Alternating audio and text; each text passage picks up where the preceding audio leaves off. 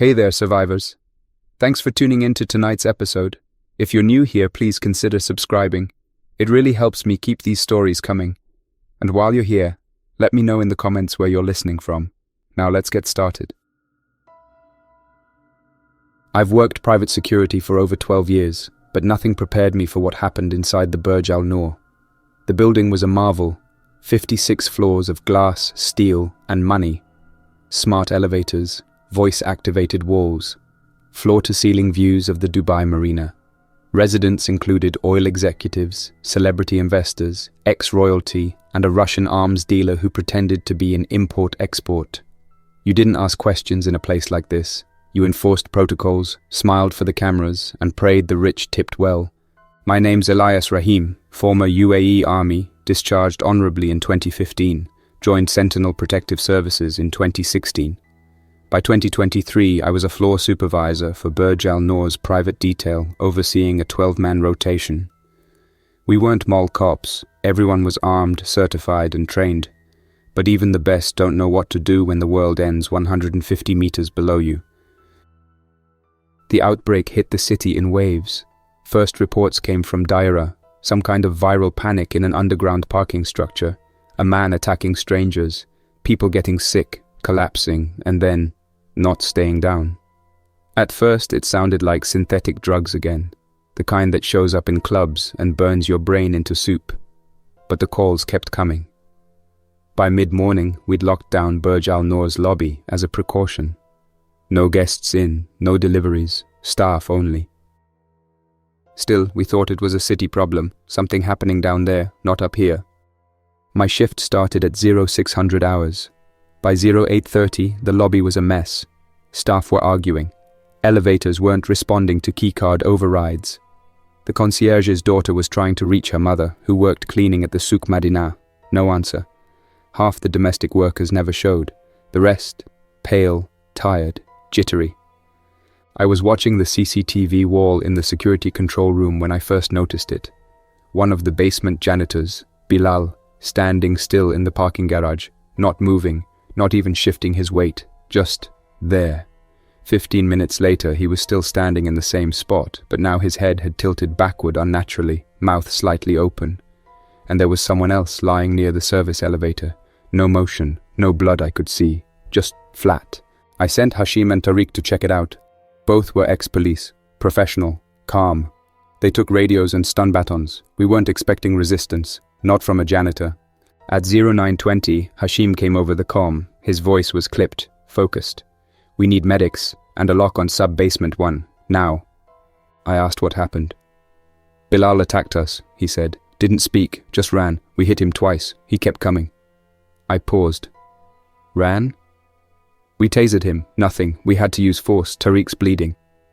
I didn't ask more, just locked the sub-basement. Pulled up the camera feed again. Bilal wasn't on screen anymore. The body by the elevator was gone too.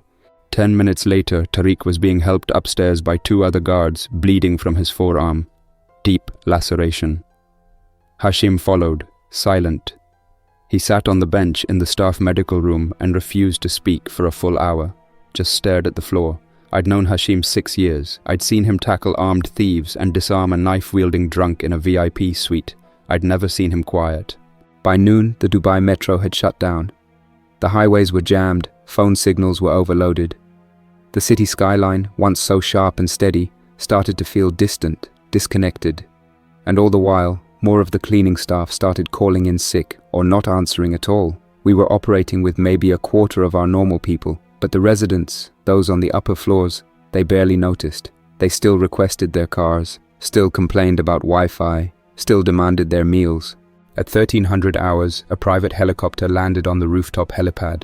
It wasn't scheduled. It belonged to one of the tower's penthouse tenants, a man named Richard Harlan, a Canadian tech investor known for hosting ridiculous parties.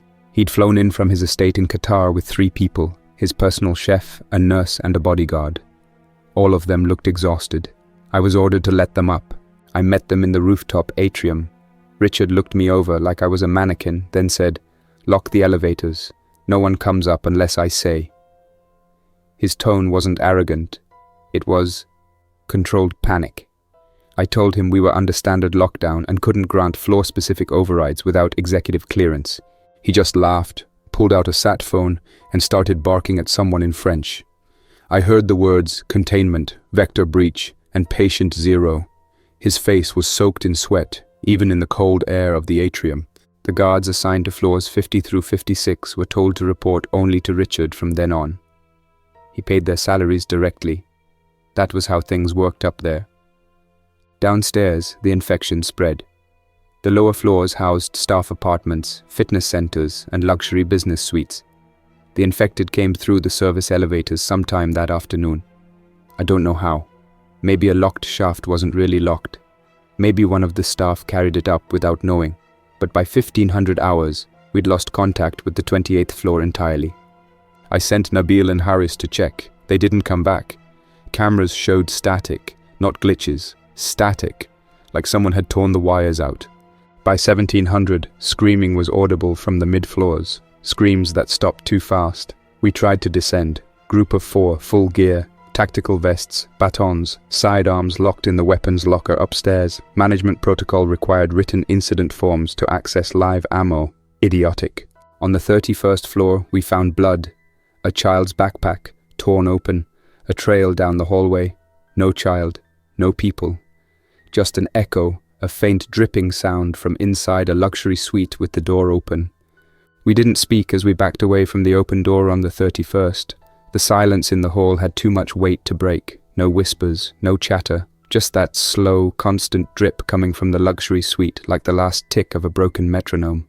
Harris was breathing through his nose too fast, and his eyes wouldn't leave the edge of the doorway. I placed a hand on his shoulder and turned him around. We left the way we came, weapons tight to our chests. The stairwell door closed behind us with a soft, hydraulic hiss that sounded way too loud. Once we got back to the control center on floor 17, I sealed the internal locks to every stairwell from 30 down to the service level. Floor by floor, I checked the camera feeds, those that still worked.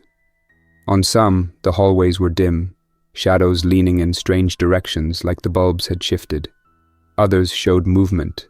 People walking with a slow, uneven rhythm, heads slightly tilted, feet dragging, but always going somewhere. They didn't just wander, they moved with purpose, no snarling, no screams, just a creeping mass of bodies like they were drawn to heat or sound, or maybe each other. Hashim said nothing while I worked. He stood by the corner monitors, chewing the inside of his cheek, his baton still smeared with something dry and dark from earlier. He'd been quiet since the sub-basement. When I finally asked if he wanted relief, he just shook his head and pointed to the feed on 33. Someone was standing in the hallway. A woman in a beige maid's uniform, blood on her apron. She faced the camera directly, unmoving, eyes open. Her mouth was parted like she was trying to speak, but no sound came through.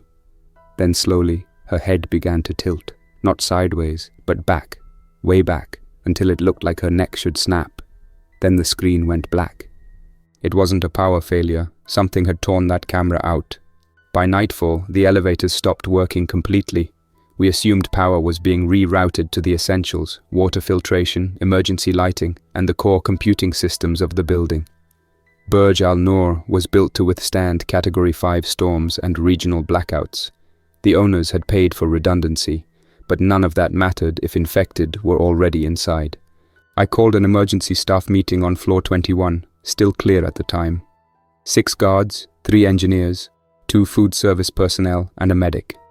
Everyone else was either missing, silent on comms, or refusing to leave their assigned floors. Most of the remaining residents were in the penthouses.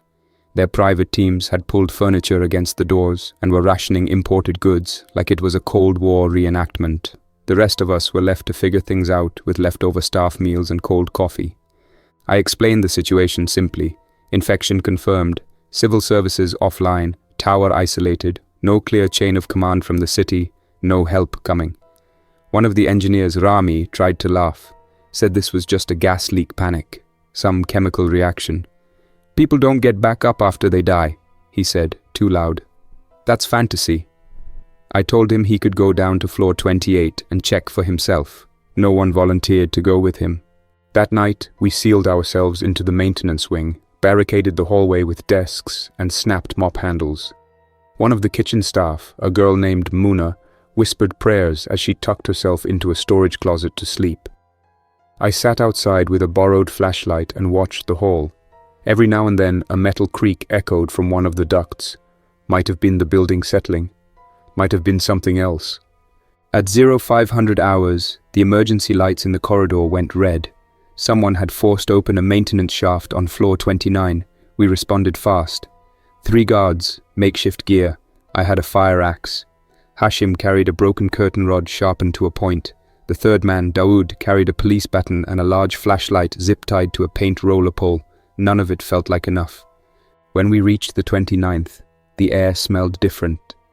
Not rot, something older, metallic, like damp concrete and rusted tools. The hallway was dark. Emergency lights pulsed every 10 seconds like a heartbeat, red, black, red, black. We moved low, checking doors. Most were locked, then we found one that wasn't. Suite 2908 had belonged to a Lebanese financier and his wife. We knew they'd been evacuated earlier by helicopter, or at least that was the claim. The door hung open slightly, keycard slot dark. We entered with slow steps, flashlights off. The room was silent. Inside, the suite was pristine. Silver cutlery on the dining table, robes folded on the bed. No sign of panic, no broken furniture. But the bathroom door was closed, and from behind it came a sound, a wet, repetitive thudding, like someone patting meat onto tile. Hashim approached first. He put one hand on the door and leaned in. Then he froze. I stepped beside him. From beneath the door's edge, a blackish fluid was spreading outward, thin, watery, and full of clots. We backed out, closed the suite, barricaded the hallway entrance with a vending machine on wheels. We didn't speak on the way back up. By noon, another suite on floor 32 had been breached, then another on 35. We realized the infected weren't trying to break into rooms randomly. They were following noise, movement, echoes, anything alive. And as the power systems continued to fail, the smart tech in the tower started to turn against us. Motion sensor doors stuck open. Automated curtains drew back without command. Voice recognition triggers blared assistance requests into silent halls. We had to go room by room, disabling every panel, unplugging every screen. We gutted the tower's convenience. Rami died on day 3. He tried to bypass the generator lockout to restore internet uplink. Thought he could send a signal, maybe call his sister in Jeddah. He didn't tell anyone. Climbed down the service shaft alone. We found what was left of him on a landing between floors. There wasn't much left to identify. His name tag had melted into his shirt collar, half his face was torn away, and the bite marks were shallow but numerous, like someone had gnawed through him in silence. After that, nobody went alone. Food ran short. The kitchen stores had been stripped by the rich on the upper floors. Our group rationed protein bars and condensed soup meant for staff breaks. We drank filtered water from the maintenance line. The water pressure faltered by day 4. No more hot showers, no more clean clothes. On day 5, Richard Harlan's private guards came down to check the status of the lower levels. 4 of them, in tactical gear, armed with suppressed carbines. I told them to go back up. They stood in the corridor outside the service access on floor 24, 4 of them in black tactical gear that didn't match any local uniforms. Their weapons were real, and I could tell from the way they carried them that they'd used them before. Harlan hadn't hired local mercs. These were foreign contractors, ex-military from somewhere west of here. Webb, the one with the patchy beard and perfect posture, didn't blink when I told them to turn around. He just let the silence hang between us like it was a game of chicken. "We're securing resources," he finally said. "Anything the residents upstairs need to survive, we take it now." I told him this wasn't a looting party. "If you start taking supplies from what's left down here," I said, "you'll get people killed. Maybe yourself." Webb smiled faintly. "Everyone dies. We're just deciding how many of them make it worth it." I didn't move. Neither did Hashim or Dawood, who flanked me with makeshift shields and melee gear. I hadn't seen a bullet in days, but I didn't need one to hold a line. Eventually, Webb lifted a gloved hand, turned, and walked back toward the elevator shaft his crew had forced open earlier that day. They were using a pulley system now, mechanical winch powered by portable batteries, to move between floors. Smart, considering the elevators were dead. Dangerous, but smart. They didn't come back down that day, but we knew it wasn't over. That evening, the infected returned. Not a horde, just a handful, maybe 6 or 7. But this time, they weren't on the lower floors. They were higher, 34, 35. We watched them on the hallway feeds. They moved in slow, staggered lines, pausing at doors, testing knobs, leaning against glass until it cracked. One of them had its lower jaw hanging loose, swinging with every step. Another had a child's pink backpack still strapped across its chest. It was bloated and sagging with what we could only guess. We couldn't stop them, couldn't reach them. All we could do was lock more floors and pray no one made a sound loud enough to bring more. The next day, a transmission crackled through the old backup radio system still wired into the building's emergency maintenance center. It was analog, something from a repeater outside the city still functional. The voice was faint, a woman's, distorted by static. Containment zone, northern perimeter failed. If you're in high structures, stay above floor 35. City grid offline. Repeat, all ground access compromised. Then silence. No coordinates, no name. But it was the first voice outside our walls in days. We played it twice, then 3 more times, hoping it would repeat. It didn't. Either the repeater failed or the source stopped broadcasting. The message was clear though, stay high, which meant we were already in the dead zone, literally. That night we counted how many people were still with us. Of the original 12 guards, 5 remained, 2 engineers, 1 medic, 3 food service workers, a janitor named Khaled who hadn't spoken since the second day but cleaned bloodstains in total silence like it gave him a reason to exist. 17 people, and half of them were terrified of the other half.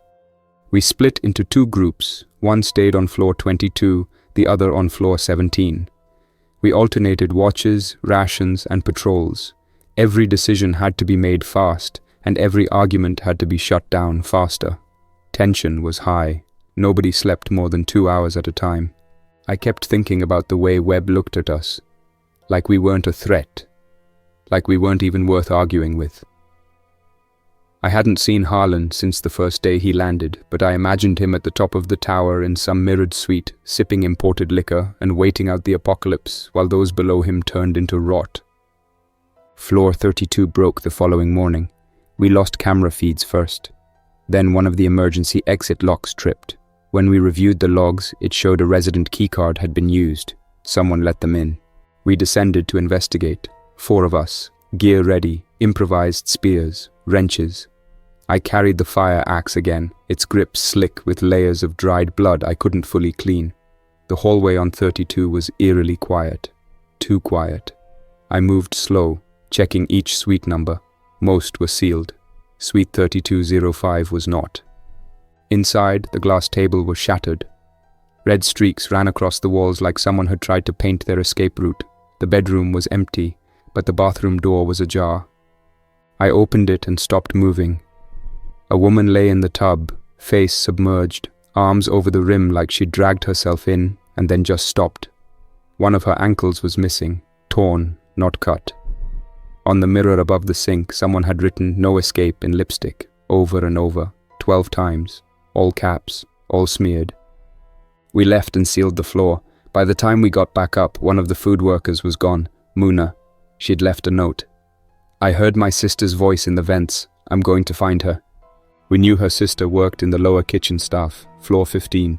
That meant Muna had gone down alone. None of us had the strength to follow. From that day forward, people started disappearing every night, one at a time. No screams, no fights, just gone.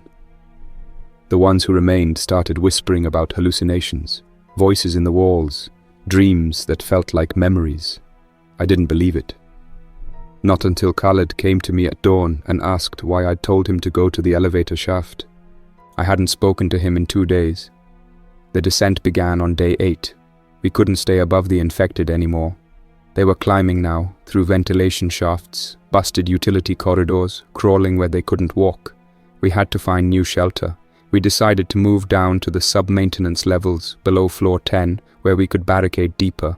Rations would run out, but water was still flowing through emergency systems. The journey down was slow, dangerous. We passed floors where the lights flickered with no pattern, Motion sensors still triggered uselessly in abandoned hallways. On floor 16, we found a wall covered in crude drawings, figures with missing eyes, others with gaping mouths. Someone had scrawled dozens of tally marks along the ceiling tiles, counting something. Then we found the first living resident we'd seen in 3 days. He was locked inside a personal gym suite, glass walls, private equipment, dumbbells, treadmill. His name was Mr. Qasim, a former diplomat from Algeria. He looked dehydrated, delirious but alive. We tried to coax him out. He refused. "I've seen them," he whispered through the glass. "They don't die right. You can't kill the ones that remember." We didn't argue. We left him there. He wasn't going to come out, and we didn't have time to drag him.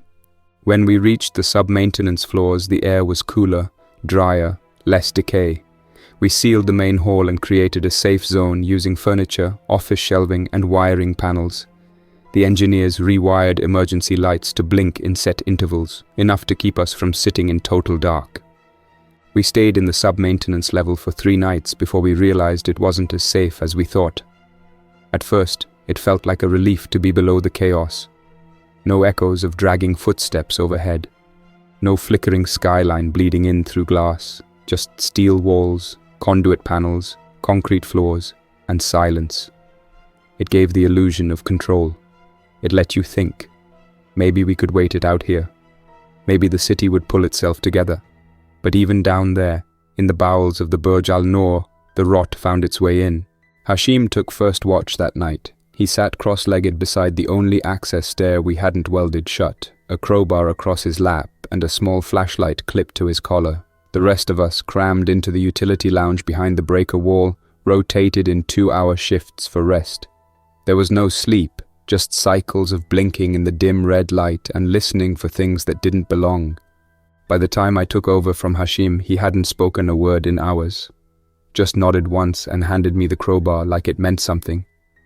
His eyes were dry, hollow, like whatever part of him that had fought to keep order was finally eroding. I let him walk off without comment.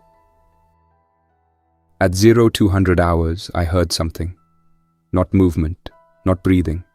A vibration, subtle. Like someone had touched a pipe somewhere above us and let it hum all the way down the shaft.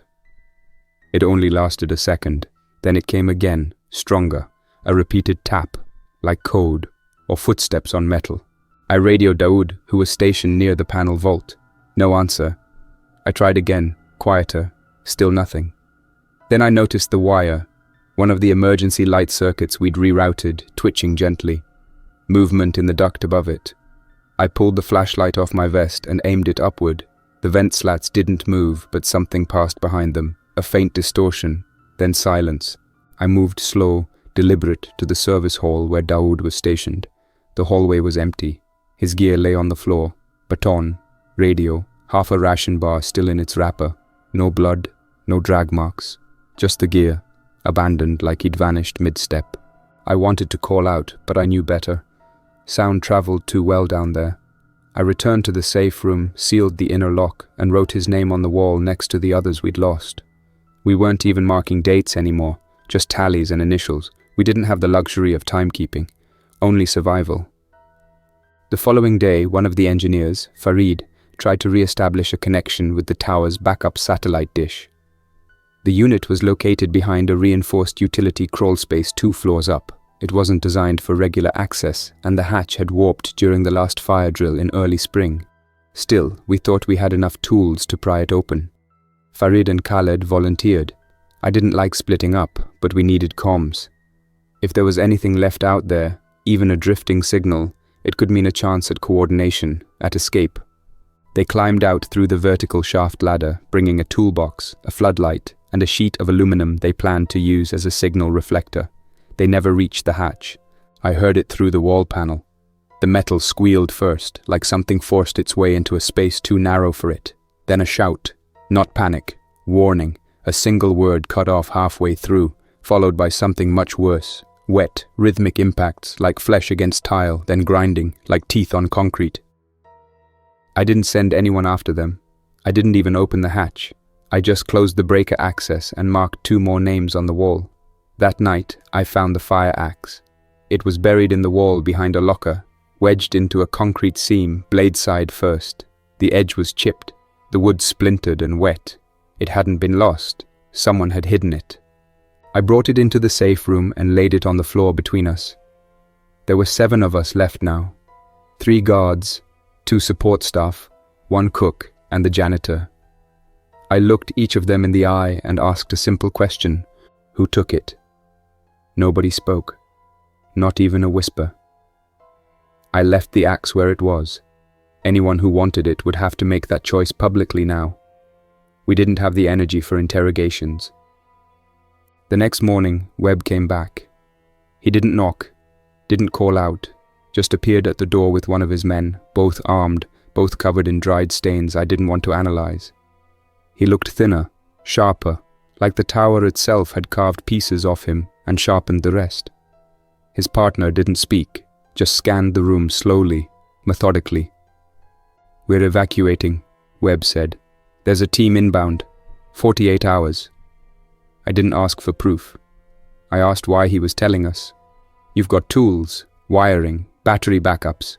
You're going to help us light the top floors again so the bird can see where to land." I told him we didn't take orders from penthouse pirates. He smiled. "Then don't help. We'll use the batteries anyway, and take the rest, one way or another." I didn't argue. I just stood between him and the others. He waited, didn't push, just turned and walked out like he was already counting the hours. We moved again that night, down 2 more floors to the backup water tank chambers. They weren't meant for occupation, just pipes, pumps, maintenance notes etched on panels with grease pencils, but it was dry, quiet, cold. We tore up ceiling tiles for padding, slept on insulation, ate powdered drink mix mixed with water because there was nothing else left. When you don't have flavor anymore, you chew texture. It's a form of survival. On the 3rd night below, I woke to something brushing against my leg. At first I thought it was a pipe or debris from a loose ceiling panel, but then it moved again, more deliberate. I sat up fast, reached for the flashlight. Khaled was gone. So was one of the metal bars we'd welded into a wall brace. I followed the tunnel trail out to the service junction, where the wall had been forced open. The panel screws were twisted, not unscrewed, pulled like someone with inhuman strength had yanked them apart. On the ground was a single, torn janitor's glove, no blood, just the glove, fingers curled like it had been gripping something when it was ripped off. That left 6 of us. We couldn't hold out much longer, not underground, not with the dead coming from above and the living coming from above them. We were in the middle now, the worst place to be. We decided to move up again, not all the way, just a few floors, somewhere we could see daylight again, somewhere we could open a window and feel wind, even if it carried smoke, even if it smelled like ash. We picked floor 12, a conference level rarely used with a single access stair and sealed utility shafts. The climb took 3 hours. We passed bodies, not moving, not bloated, mummified now, drained of color like they'd dried out standing up. One had no face left, just a hollow skull with teeth exposed and dried hair curling up like smoke. When we reached the conference floor, we sealed the stairwell behind us with scrap metal and weld patches. We set tripwires using utensils tied to metal mugs. Anything that moved would rattle. Anything that tried to enter would announce itself. The windows faced west. The skyline had changed. Smoke rose from 4 different quadrants, 2 of them thick and black, the others orange and drifting. Far below, we saw streets littered with husks, cars burned to frame, billboards that had begun to peel like shedding skin. There was a moment, maybe 10 seconds, where the 6 of us stood in front of that shattered skyline and convinced ourselves that something had changed. The color of the smoke, the direction of the wind, the faint tremble in the glass. We told ourselves those things meant a shift, an opportunity, hope. But hope is a dangerous thing in a building full of locked doors, infected hallways, and people who've already decided you don't deserve to live. Still, it was something. And after everything, we clung to it like addicts desperate for another hit of before. The conference floor gave us a temporary advantage. 1 stairwell, limited access, visibility in both directions. We scavenged plastic divider panels and built makeshift blinds over the interior glass. Then we formed a plan. Not to survive, survival was an illusion, just a plan to move. We had to reach the top, not because of what was up there, but because everything else was worse. The chopper meant one of two things. Either someone was attempting extraction or someone was broadcasting a message. Either way, it was information. And in that tower, knowledge was as rare as ammunition. Hashim was the first to speak. It was the first thing he'd said in 2 days. We go floor by floor. No elevators, no sound, no lights. He looked thinner. His beard had grown unevenly. One of his hands trembled slightly as he held his pipe weapon, a length of brass with rebar duct taped to one end. But his voice was clear. That counted for something. We split our group into 2 teams of 3. One moved up through the emergency stairwell. The other, mine, took the maintenance access behind the HVAC shaft. We'd meet on floor 20 and push up together from there. No side missions, no detours, just straight ascension. Simple in theory. By the time we reached floor 16, we found the first real problem. The stairwell was blocked by a barricade. Mattresses, twisted metal rods, broken chairs, all fused together with what looked like melted cable housing and epoxy foam. It wasn't random. Someone built this intentionally. Someone with time. That meant it wasn't infected doing the stacking. One of the engineers, Youssef, tried to peek through the gaps. He saw movement on the other side. Just a silhouette. Not shambling, not slow. It didn't react to us. We backtracked to floor 15, one of the old service levels that held backup generator access, and cut across toward the north stairwell. It hadn't been used in weeks. The dust on the railing was undisturbed.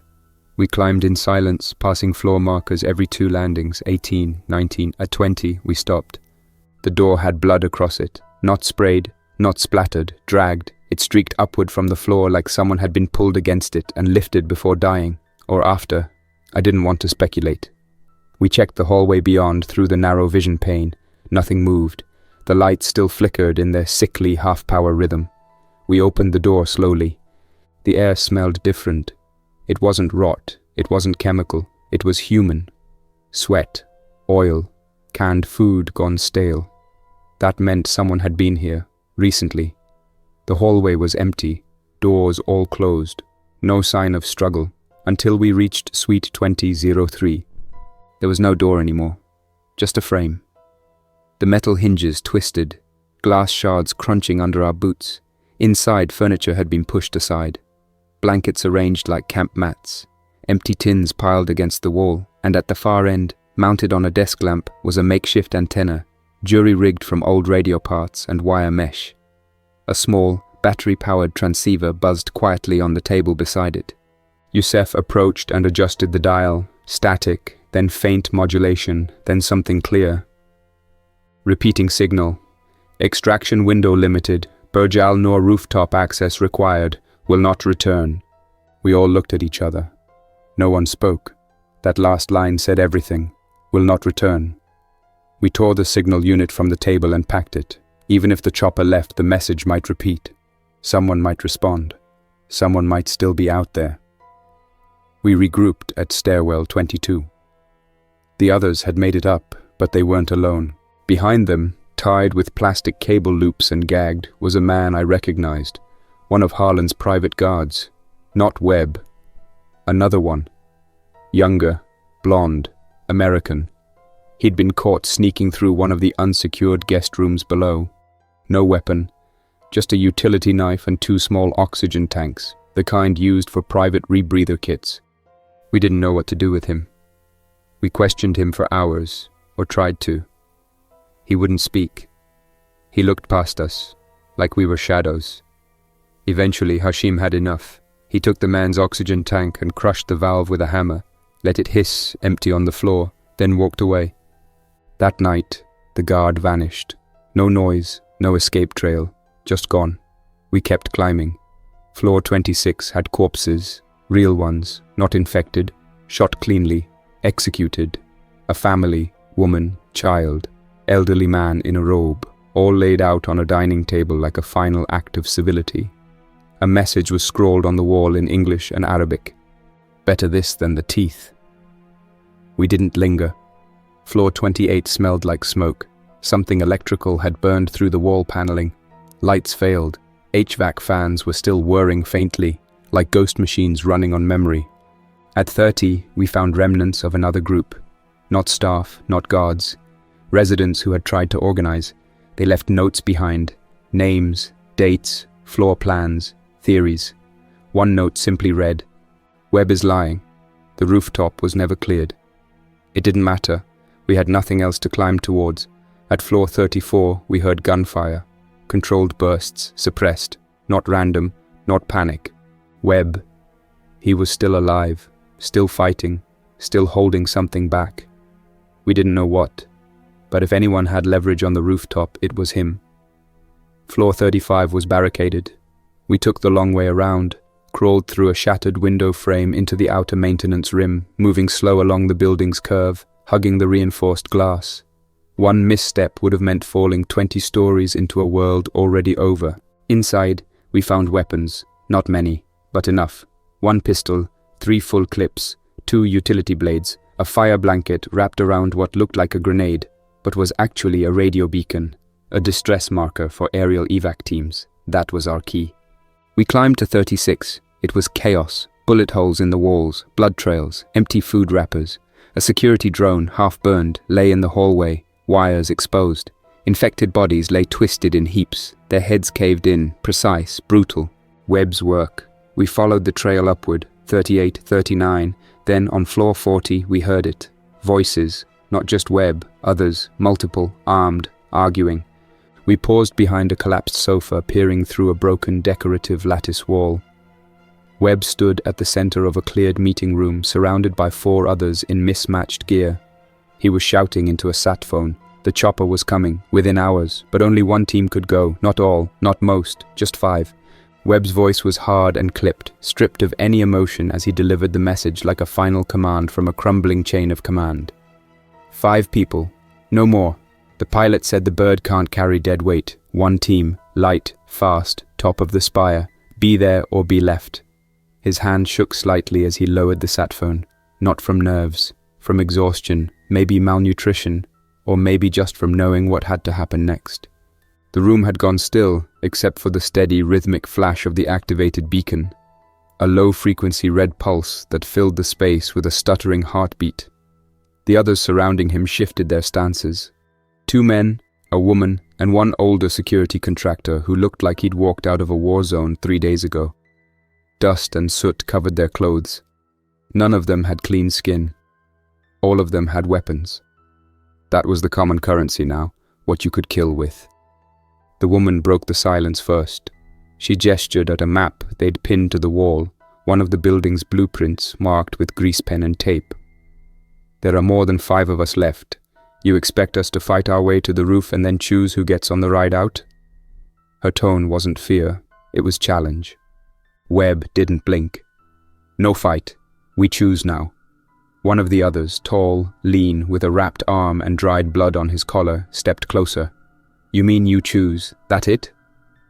He thumbed the safety on his weapon with a practiced touch. I motioned for the rest of my team to stay low. We were watching from the outer corridor behind a broken wall divider. I counted 6 exits, 3 damaged, 2 jammed and 1 partially blocked with debris. If things went bad, we'd have only seconds to retreat. The beacon's pulse was now the only consistent light source in the room, casting everyone's shadow in rhythmic jerks like a slow strobe. Webb exhaled through his nose. "You want to take it to a vote? Fine, but make it quick. We don't have long before they find this place." And right on cue, something above us thudded. A metal groan, not the building settling. Weight, footsteps. Then a muffled hiss from a ventilation grate. The room went silent again, but this time the fear wasn't theoretical. It was listening. From our side of the divider, I saw Youssef glance at me. I nodded. We had to move. We couldn't stay hidden while people with guns fought about who got to live. If that beacon kept pulsing, it would draw everything in the tower to one place, and it already had a head start. I stepped out from behind the wall. 6 rifles shifted toward me immediately. Webb didn't raise his, but the other 4 weren't as hesitant. I kept my hands visible, no weapons drawn, just slow movements. "You're wasting time," I said. "You want to decide who lives? Do it on the roof, with the bird overhead, not while the building's waking up." The tall man laughed bitterly. "You think we're going to just let you and your crew tag along?" "We don't need permission," I said. "We've survived this long without playing king of the corpse pile." Webb waved the man down. "Elias, he said, finally acknowledging me. "I figured you were still breathing." "Same," I said. "Didn't expect you to last past floor 30. "I don't die easy." He turned to the beacon, then back to me. "You still got batteries?" "2 left. Keep them." Another thud overhead, closer this time, and a different sound too, the squeal of glass warping under pressure, one of the external window panels. The infected were adapting, or pressing together so tightly that their combined weight pushed the infrastructure. Either way, it was bad. I looked at the woman. "You got wounded?" She shook her head. "Nothing fresh. You?" "Lost a man 2 days ago, another last night, but we've got gear and routes. You want to live? We move now. Or the ones making the decision won't be breathing when the chopper arrives." That did it. Webb holstered his sidearm. "We move in 10. Grab what you can. We climb." We took the central stairwell up to floor 42. There was a break in the ceiling panel there, a gap that allowed access into one of the penthouse emergency service ducts, meant for maintenance only, but it bypassed the blocked main passage and led directly to the heliport access. The climb would be brutal, vertical, half collapsed. While we moved, we heard the building coming alive again, not in the normal way, not lights, not power, voices, faint, indistinct, whispering. Some swore it was hallucination. Others said it was the infected learning how to mimic. I didn't believe either. I'd seen too much and understood too little to guess anymore. All I knew was that the closer we got to the top, the less human the building felt. We reached the broken service duct and climbed single file. It was like crawling through the body of a dead animal, hot, sticky, wires hanging like sinew. It smelled like rot and machine oil, and worse, it echoed, every movement amplified. A dropped boot scraped the whole shaft like a blade across steel. Youssef was third in line. The woman, Sana, was behind him. I was last.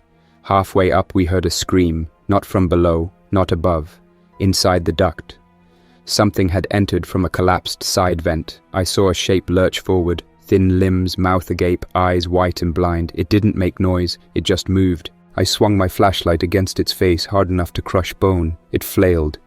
Youssef turned and stabbed down with a crowbar, but the thing clung to the wall like a spider. Sana kicked it square in the neck. It fell, but grabbed her ankle as it went. She didn't scream. She just bit her lip and drove her other foot down with enough force to shatter its grip. It fell into the dark. We kept climbing. When we reached the rooftop access, the air changed. Cold. Open. The heat of the tower disappeared. Wind rushed past us, tainted with ash and smoke, but fresh. The sky was bruised grey. Early morning light bleeding through the haze. The city below was unrecognizable. No traffic, no people, just scars. The helipad was intact, scorched, scarred, but intact. The beacon blinked steadily. 5 of us remained, 2 from Webb's group, 3 from mine. Others hadn't made it. One was torn from the duct during the last 10 feet. Another never reached the top.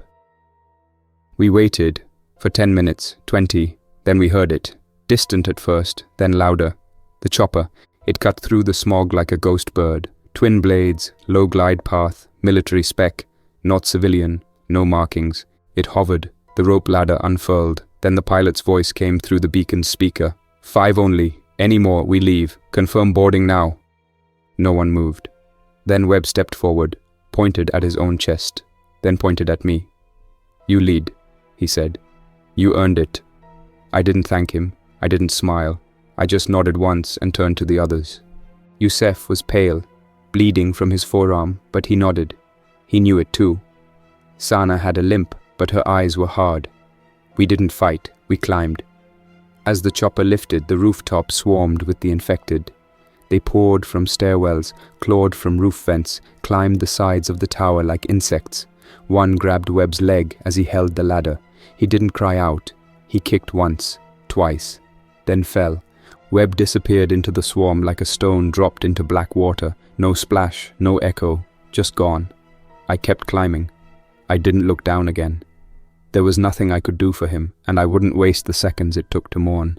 The chopper rocked in the wind as it lifted us higher, rotors slicing through smoke-thick sky. The air stung. Even above the tower, the atmosphere was no longer clean. It had a weight to it, like something burned was still clinging to the molecules. Sana was above me on the rope ladder, her hands bleeding where she'd ripped open old cuts during the climb.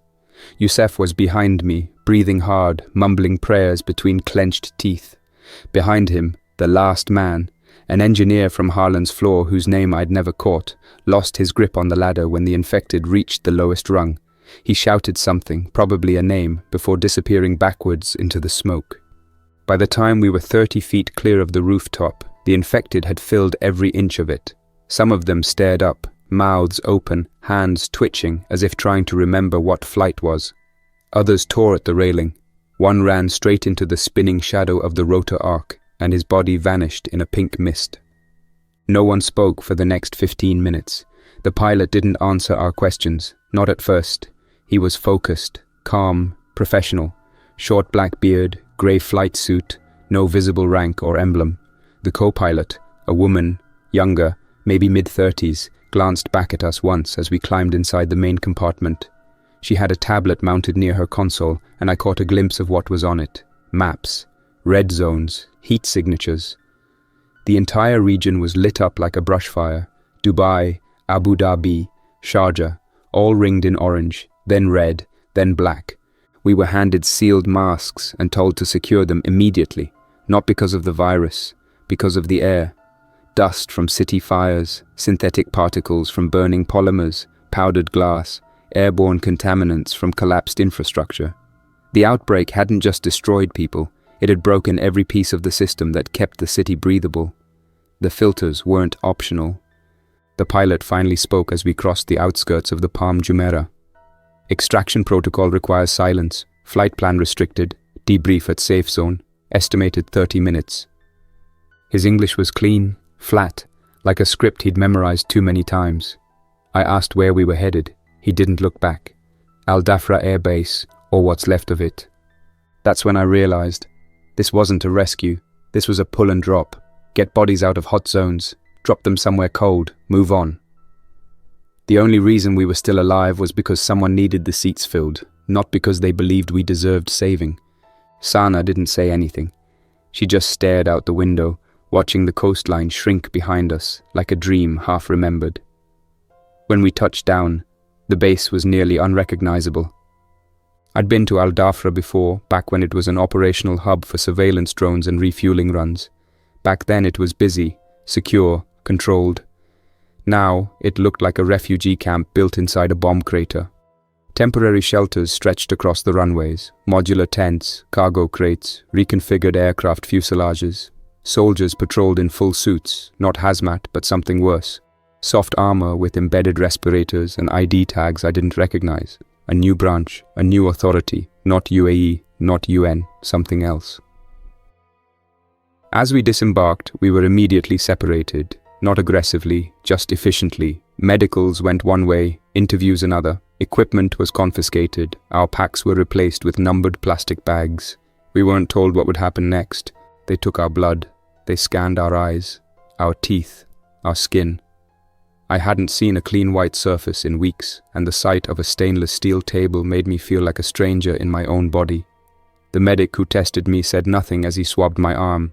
He wore a faceplate with a HUD interface projected on the inside. When the screen blinked red, I felt my pulse jump. He didn't flinch, just reset the device and tried again. The second result was green. No explanation, just a nod. Next. I found myself sitting alone in a darkened trailer not long after, cold air pumping through ceiling vents like recycled ghosts. A man entered, civilian clothes, business casual demeanor. Nothing about him felt military, but everything about him said authority. He sat across from me and powered on a tablet. His voice was measured, emotionless. "You are Elias Rahim, former military, private security at Burj Al Noor. Last confirmed report of your team was 9 days ago." I said nothing. "We've had partial drone footage of the tower. Heat signatures, no radio contact. You've been presumed dead since the 4th day. That makes you valuable." Still I said nothing. He continued, "Tell me what you saw. Everything. Don't leave anything out. Even what you think doesn't matter, especially that." And so I told him about the first signs, the cleaning staff, the basement, the way the infected didn't scream, how they listened, moved in coordination, learned. I told him about Webb, about the beacon, The way the infected climbed the tower like they were drawn to it, like it was home. He didn't interrupt, not once, just took notes on his device and nodded occasionally. Then he asked me one question that didn't make sense at first. How many infected did you see with no visible injuries? I blinked. What? In the tower. How many walked like they were whole? I tried to remember. It hadn't seemed important at the time. Most of them were torn, broken, rotted. But some... I remembered the maid from the camera feed, perfectly intact except for her eyes, the child-sized one with the pink backpack, unhurt, just wrong. More than a few, I said. He didn't react, just tapped a note and stood. That's all for now. You'll be reassigned to Containment Zone Delta, temporary civilian role. Food and water are supplied. You'll have shelter. I asked him what was coming next. He paused at the door. We've lost 72% of the Gulf region. Most cities fell before we realized it wasn't spreading by bite. The incubation phase is longer than expected. Some carriers never turn, but they pass it on anyway. Through breath, through sweat, through memory. Memory! But he was already gone. When I was taken to the shelter, I found Sana in the corner, curled up beneath a repurposed emergency blanket. Youssef was sleeping near a heater pipe, muttering in his sleep. The shelter was a steel box with no windows. Not a bunker, not quite, but a prefab housing unit bolted to the floor of what used to be a maintenance bay. The air was filtered, dry, and tasted faintly of ozone. There were rows of cots, each numbered, 2 plastic toilets at the rear, no doors. The walls were lined with black insulation foam meant to dampen sound, but you could still hear things. Ventilation hums, distant footsteps, low voices from rooms beyond the partition. Occasionally there was a mechanical whine overhead. Drone rotors, electric, fast. We were told not to leave unless escorted. Meals came 3 times a day in sealed trays, thermal packs, identical in portion and flavorless by design. No one spoke much. There were 18 of us in that module, not counting the guards outside. A mix of survivors from other towers, a few emergency responders who'd abandoned their posts, and 2 doctors who refused to talk about what they'd seen in Muscat. Sana didn't look at me the first day. She just kept her head down, arms wrapped around her knees like she was still on the rooftop, waiting for the wind to lift her away. I let her be. Everyone needed their own pace. Youssef didn't talk either, not unless you counted the half-lucid words he mumbled in his sleep. Sometimes I'd catch fragments. They remember. The walls were breathing. She wasn't dead. It was the same loop, night after night. On the 3rd day, the lights flickered and stayed dim. We were told it was a power calibration error, but the guards started wearing new masks, sleeker, fully sealed. Their sidearms were now visible at all times. That evening, we were moved. No explanation, just names called, one by one, 2 guards per person. Each of us escorted in silence through a series of prefab tunnels lit by amber LEDs. I counted my steps, 40 to the junction, 12 to the decontamination gate, then a lift, slow, heavy, industrial grade. When the doors opened, we were in a different part of the base. White panels, glass dividers, no dirt, no sound of other people. Just distant machines clicking rhythmically like they were timing something. We were separated again. This time, I was placed in a room with a table, 2 chairs, and a display panel embedded in the wall. It flickered once, then came to life. The man from before, business casual, neutral expression, appeared again, this time over video. Hello again, Elias. I didn't answer. He continued. We've reviewed your debrief, cross-referenced it with satellite logs and survivor reports from Towers 9, 14, and 22. You've seen something we believe is key. The display flickered again. A series of still images flashed across the screen, grainy, time-stamped. Footage from surveillance cameras across Dubai. First, a hospital hallway.